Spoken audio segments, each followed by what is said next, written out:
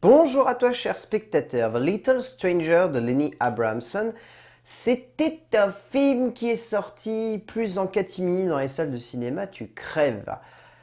Alors que c'est le mec qui a réalisé Room, qui était nominé aux Oscars il y a maintenant 2-3 ans, qui a permis à Brie Larson d'avoir son Oscar, d'avoir la renommée actuelle, et le mec n'a même pas le droit à une distrib à peu près potable.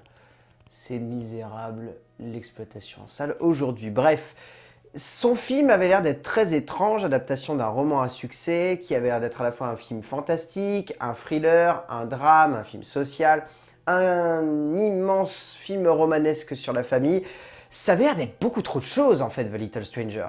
Le résumé pour faire simple, le docteur Faraday est un médecin de province au beau milieu de l'Angleterre du XXe siècle qui a décidé de revenir sur les traces de ses parents. Cela l'amènera à retourner au chevet de la maîtresse d'une maison qui l'obsède depuis sa plus tendre enfance, la maison de la famille Harris. Alors c'est le cas. C'est beaucoup trop de choses. Lenny Abramson, c'est un mec qui écrit rarement ses films. Je crois qu'il en a écrit qu'un seul de ses films. Et sinon, c'est un metteur en scène avant tout.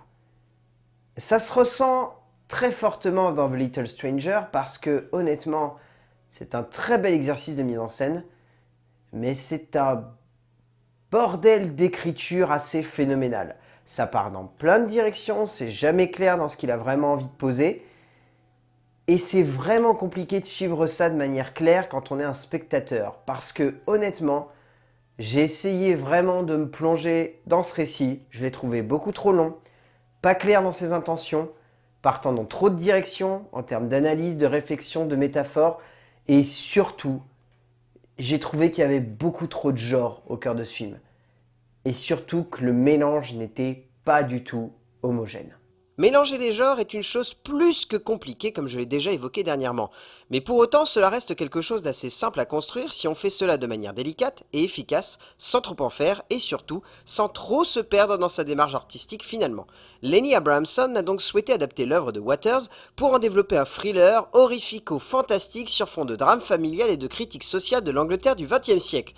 Soit un sacré mélange des genres qui donne lieu à un métrage bourré de défauts, qui plombe réellement une expérience de cinéma peu claire, mais assez juste pour rester tout de même entraînante. Alors en termes d'écriture, donc c'est basé sur le bouquin de Sarah Waters et c'est écrit par Lucida Coxon.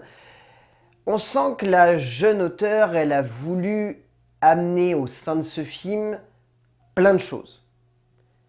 Genre vraiment plein de choses. Peut-être trop de choses d'ailleurs.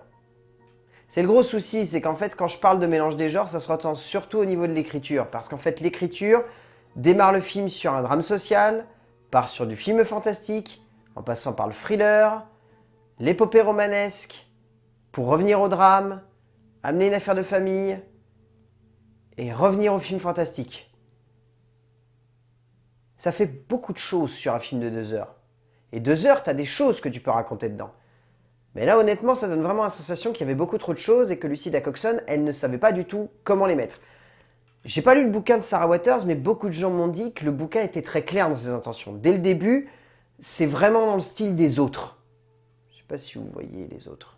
Si, j'espère, je pense. La plupart d'entre vous voient le film Les Autres. Là, c'était beaucoup plus clair. Dans Les Autres, on était vraiment dans du film fantastique et on avait un drame et un thriller familial derrière. Là, ça part dans beaucoup trop de directions. C'est pas clair, on voit l'intention de base, mais on sent que Coxon, elle a pas réussi à équilibrer tout ça, qu'elle s'est vraiment mélangé les pinceaux dans sa composition de l'histoire, dans la manière d'amener les personnages, dans les retournements, etc. Et du coup, ça fait que le film est vraiment, vraiment, vraiment compliqué à cerner.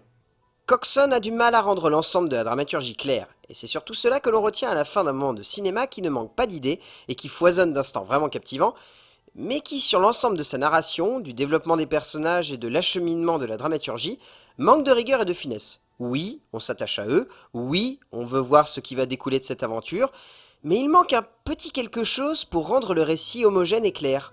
Une forme d'attachement émotionnel, et même si la fascination est présente, l'émotion n'est que rarement là, pour ne pas dire qu'elle est quasiment inexistante au sein du récit. En termes de mise en scène, alors Lenny Abramson, j'ai toujours aimé le travail qu'il avait parce que il a expérimenté beaucoup de genres. Il a fait de la comédie un peu absurde, il est passé dans le drame profondément humain, et là il revient dans un mélange des genres qui est tout de même très clair en termes de mise en scène. Et c'est peut-être ça en fait qui réussit à donner au scénario un petit peu de légitimité, c'est parce que Abramson, au travers de sa scénographie et de son utilisation des cadres, il sait exactement ce qu'il veut mettre en scène. Dès les premières minutes, on ressent ça, il veut mettre en avant l'être humain. Et au-delà de mettre en avant l'être humain simplement, il veut mettre en avant l'espèce de perdition de l'être humain lorsqu'il est mis dans un contexte et dans un lieu qui lui rappelle une période de sa vie qu'il n'a pas forcément appréciée. Le personnage du docteur Faraday est un personnage très ambivalent parce qu'au travers de sa mise en scène, Abramson veut faire ressortir beaucoup de choses de lui.